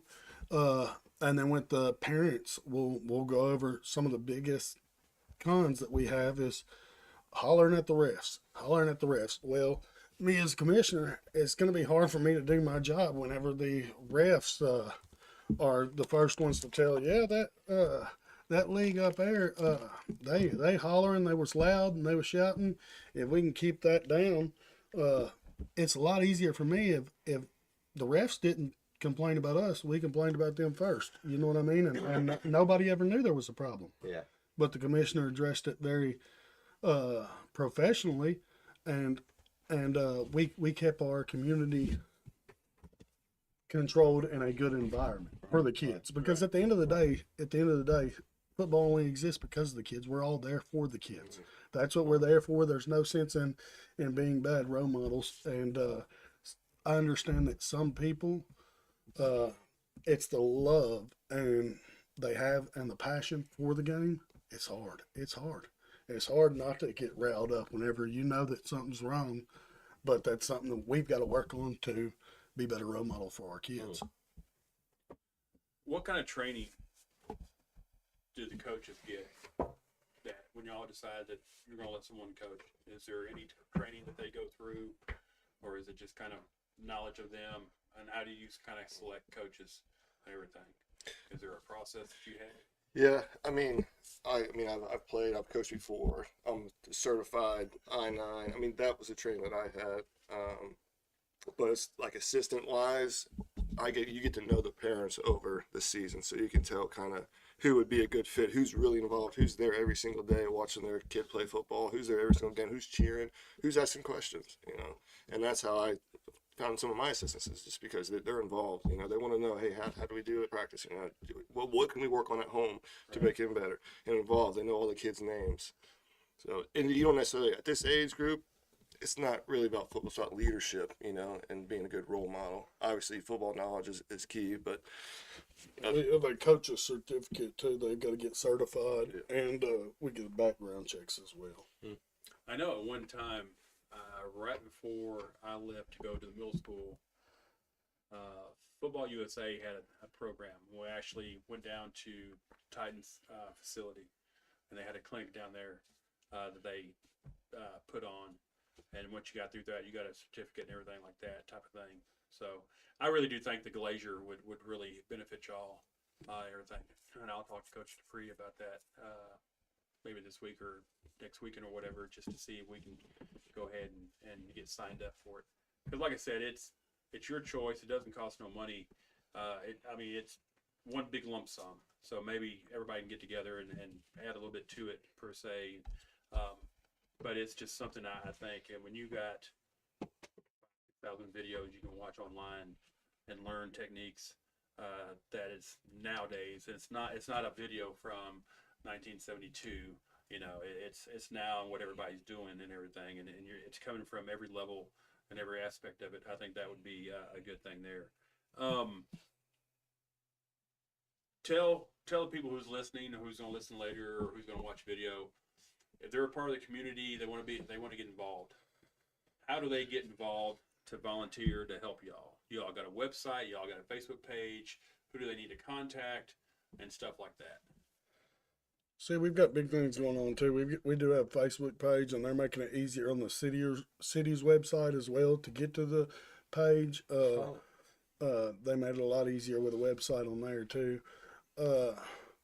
Overall, that is the biggest step is to just come up and let us know. I think that there's a lot of shyness, or some people move because people are moving here all the time from all over the place, and they we really want the help, and we could use the help, but I think that a lot of people are just shy to come off and, hey, who do I talk to? Anyone out there will point you on that field in my direction if you come out there, or you get on the Facebook page or the city's website, and there's direct links to all of us. So you can message on Facebook, you can DM, the Facebook page and say, hey, how can I help? And someone will get to you. I think that's where we were getting a lot of the information on the new press box and the concession stand. It's coming off Facebook, the feeds that were getting sent to us. So that was good communication too. What goals do you have for the league for the next 3 to 5 years? The biggest goals is to just bring Portland football to Portland football. Have these kids ready for middle school. Start seeing middle school championships. Start seeing high school championships. And the parks over there. I mean, it's growing every day. It's getting big. It looks nice. Like I said earlier, I think that we will be able to expand in the next few years. I think that will be multiple teams for each age group.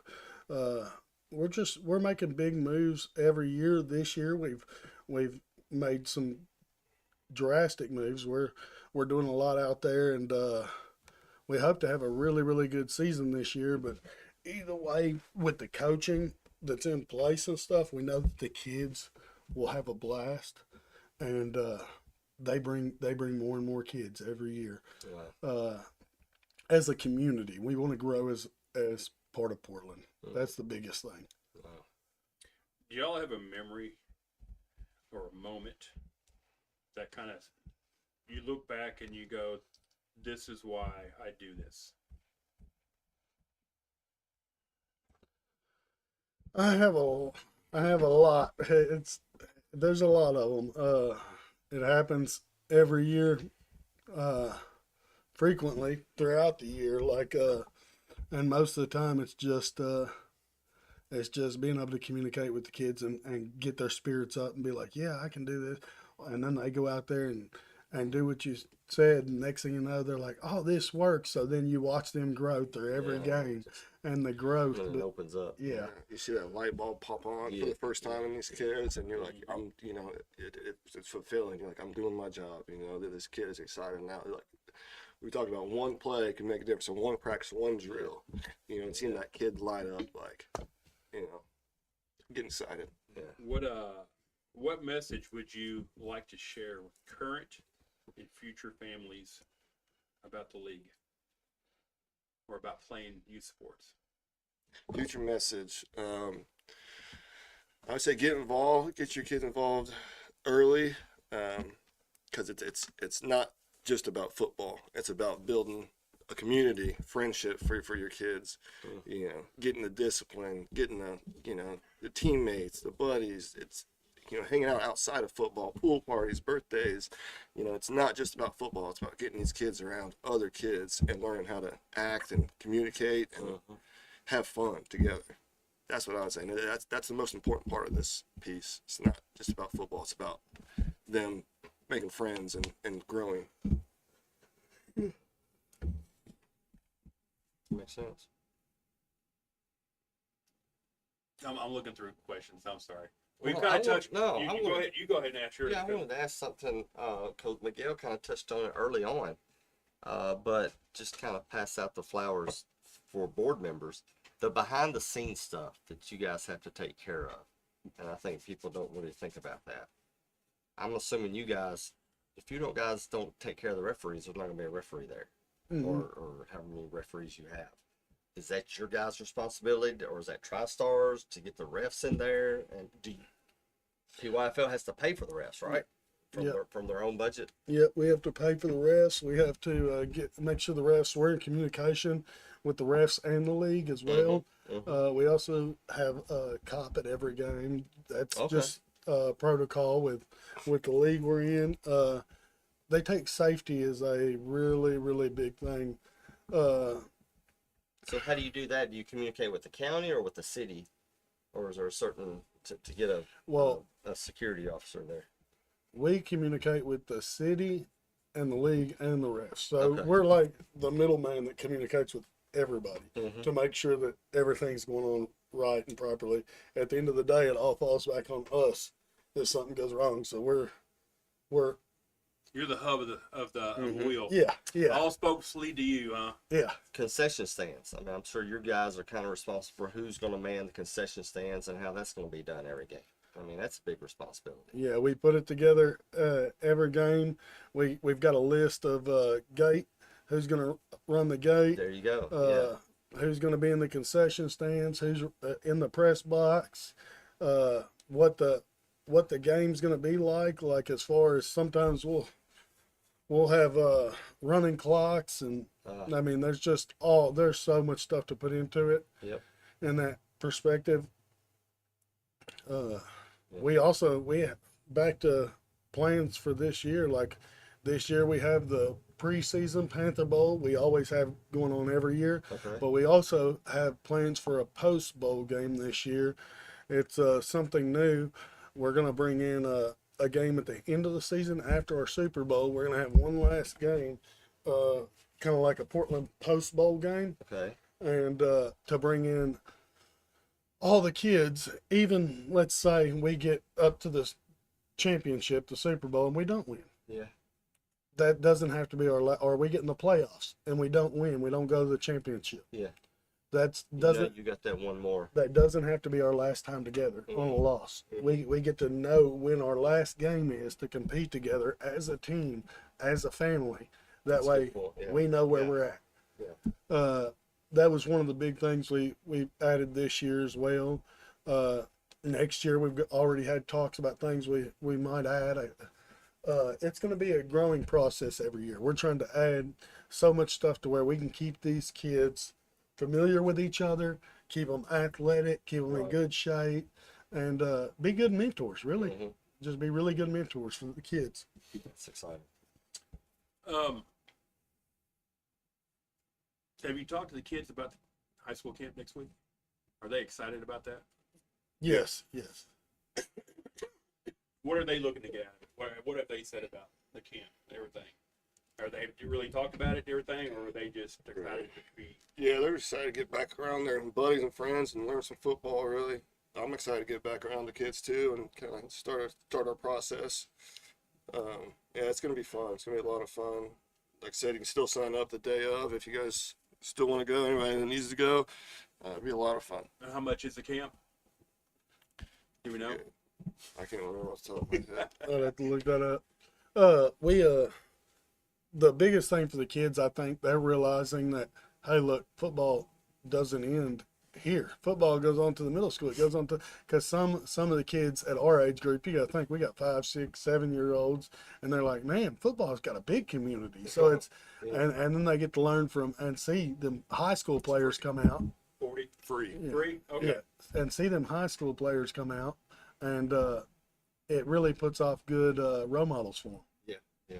So the camp is free, Mhm. and that's great right there. So if you got last second want to go, you can come, bring them and everything. It's going to be at the high school at the practice field. You'll see it out there by the indoor. You won't miss it.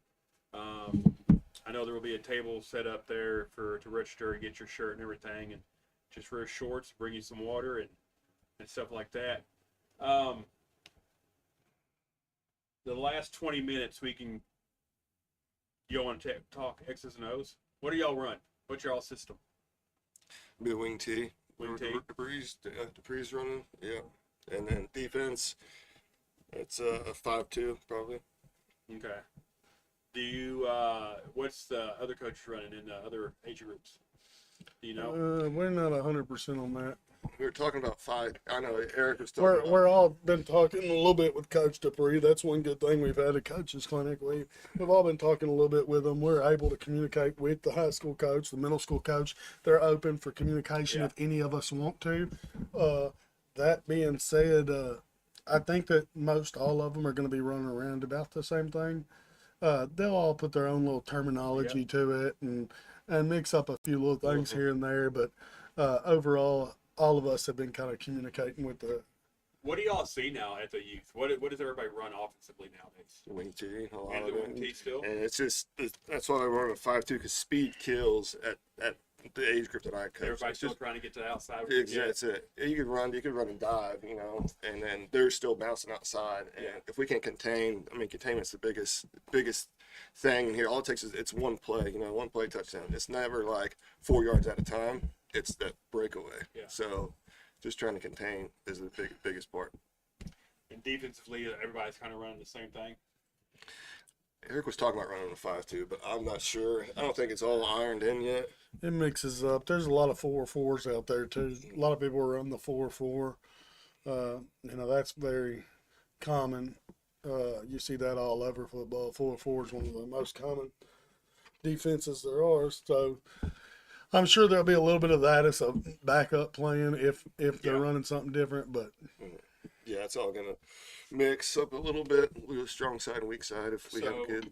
Defensively, do y'all have packages, or do y'all just kind of go in and this is my base defense? I'll have some calls, kind of like offensively. Hey, I have my package, and this is where these are our plays. You're going to run the jet left and right. You're going to run power left and right. You're going to run a trap. You're going to probably run a dive, and then you got a couple pass plays type of thing. We'll have like holes in numbers. A 34. Or something like that, 23.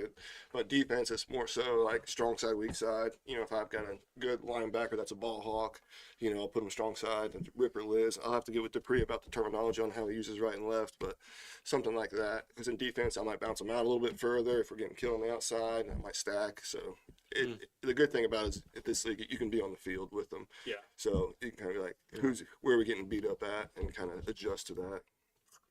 So what we're going to do here is we're going to ask you questions that we normally ask our athletes when they come and come on to the show and everything. And at the end, we ask them. I will ask you that one question, but so it's just kind of a rapid question type of thing. Favorite NFL team?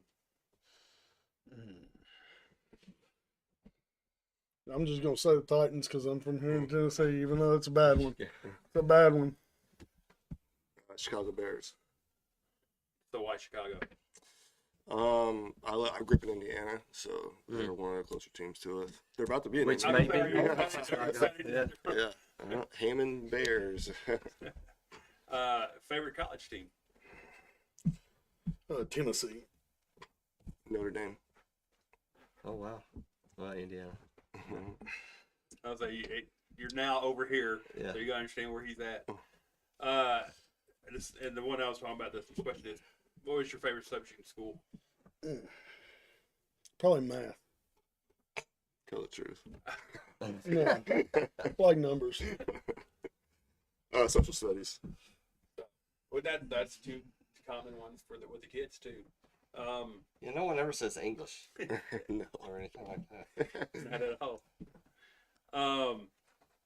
Offense or defense? Defense. Defense. Why? I like hit. I don't know. I like to get them kids out there and wake them up and realize that they can do it. I don't know. There's something about defense. It kind of, the whole team works hard every play. And especially when you're 4th and 1, that's something about that little adrenaline rush. That little adrenaline rush you get, and they stop it right there. Yeah. Yeah. Something about it. To me, I'd be defense. To me, I think the defense is you're more. It's a more free for all. You can be more. It's not so schematic like offense has to be.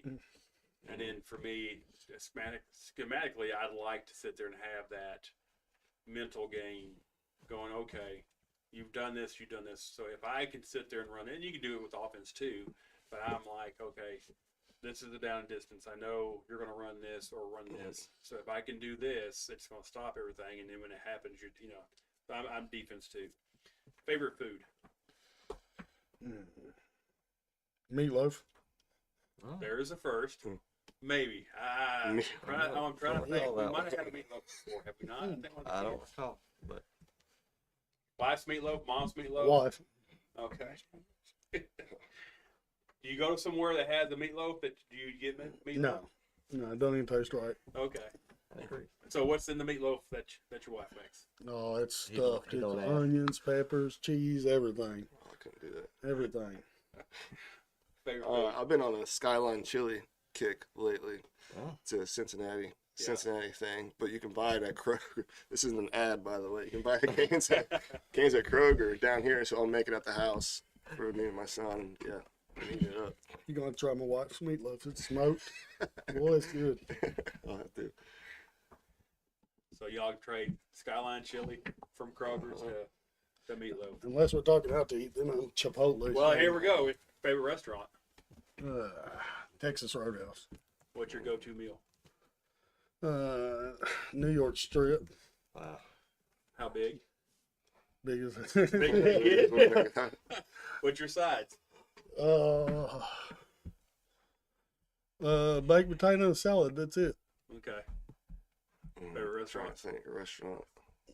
I don't have Subway right now. That's about the only restaurant I've been going to. But if I had to ball out or whatever. Come on now, them Texas Roadhouse rolls are good. good. They're good. You know them rolls are good. I was gonna say Texas Roadhouse, but he took it from me.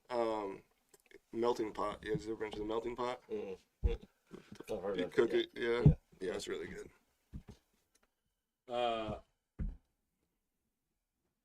Favorite fast food? Chipotle's kind of fast food. Yeah. Chipotle. If you eat fast enough, yes. What's your go-to order at Chipotle? One of them bowls of the burritos. What's your protein? Right. I'm sorry. No, you're fine. Is it chicken or is it steak? Or It's both. both? Everything you get? Yeah. Fast food. Subway? Subway, yeah. And what's your go-to sandwich? I get a BMT with turkey, lettuce, honey mustard, mayo. I've kind of got hooked on the those protein wraps. Yeah, they're not bad. Yeah. I tried one and everything. It's the Italian. I think it's the Italian. It's the one that says Baja or something. No, it's the Italian one. It's just like a mini BMT. Okay. Yeah. So try it. Let's see here. Man, that's it. You got any questions? No, I don't. It's been fun though. But yeah, definitely we'll be we're gonna be out there Saturday. Like I said, Kyle and Coach Thayer will be there broadcasting. We'll have people. Y'all want to stop by the table and then talk when you get a minute. Talk for a couple minutes, and we can do that and try to grab some players and everything. Definitely, we'll make some trips out there on Saturdays once the season starts to broadcast. I would like to sit there and maybe we can even do an early game. What the little start at 11 o'clock? 9. At 9? Okay. So see, back in my days, it was like they started at 11, and then the next one started at 2 o'clock, 2:30. The next one started like 4 or something like that. And so, but How hard is it to get the little kids out there at 8 o'clock in the morning? It's to not get warmed easy. up and get going. Yeah, I mean they're tired. You can tell who just woke up and who didn't. It's tough. 9 o'clock games are tough, and for coaches because you gotta get the ice, the water, go over there early, talk to the refs and other coaches. And, but it's all worth it. But we definitely want to get out there and broadcast some games and stuff, and then like I said, if y'all need anything, any help or anything like that, anything promoted, just let us know and we'll put it on our Facebook page, and we'll get it out there. But we do appreciate y'all coming today, and like I said, we stay in contact and everything. But again, it's just it's been fun. I can talk football anywhere that's youth, middle school, high school, college, whatever it may be. I can talk X's and O's all day long. I enjoy it so much, and like I said, it's been 5 or 6 years probably since I was out there, watched a youth game and everything. So definitely excited about getting out there this fall. Y'all start when? Do you know when y'all season starts? We're waiting on our schedule right now to where we play and like the schedule, but Warrior Bowl's August 8th. I just put camp day. So the camp starts 29th, 30th, and to July 2nd and 3rd, but the high school camp is June 13th. Right. So, we'll have that scheduled soon. But August 8th is our Warrior Bowl. Okay. And then the game times are 9 o'clock, 11 o'clock, 1 o'clock. Y'all go every 2 hours, or? Yeah, I think it is 9, 11. Yeah. Yep. 9, 11, and 1. Something like that. Yeah. So, but again, we want to sit there and thank the PYFL youth coaches and board members, or board member and coaches, for coming out. Brian Henson and Josh Clan. Appreciate y'all today, and definitely we'll see you next week at the camp there. And then definitely think we'll be asking y'all to come. Well, we have to wait till after the season because y'all can't do it on Saturdays because y'all play. But actually bringing players back, let them come on here and talk, and let them tell us about their experience with everything, and because that's what this was about. It's about letting people know about what's going on with Portland in the sports, and letting the kids and the athletes from the youth to the high school, let them be the stars and everything. It's not so much about not that y'all wasn't important today. That's what this is geared toward, is letting them guys get up here and talk, and it's fun when they get up here and they're nervous at first, and within the first 20-30 minutes, man, they're off and running. Let loose. Ready to go. It's fun. So, but I appreciate y'all coming today. Next week, the show will be at the high school. Like I said, it'll be the high school camp.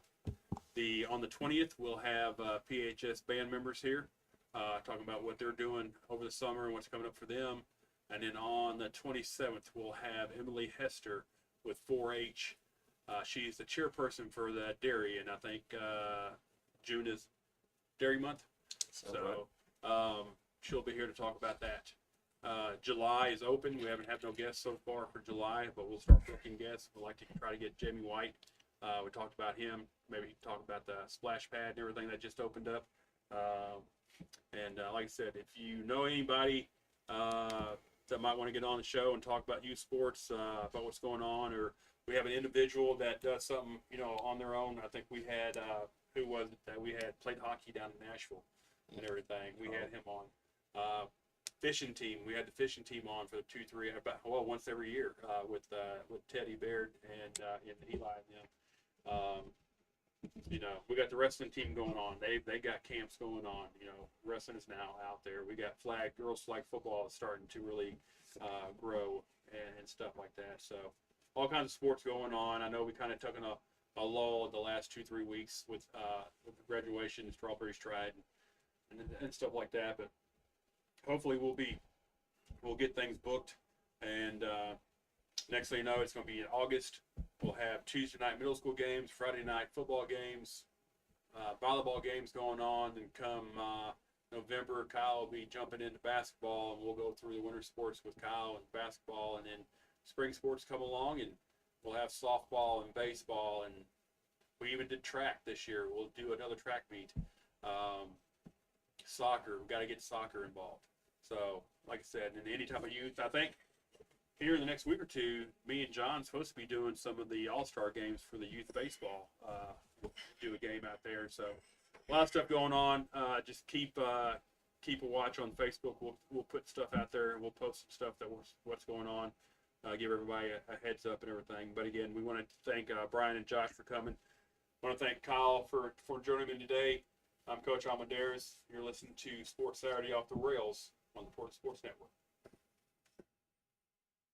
Thanks, man. Yeah, thank you.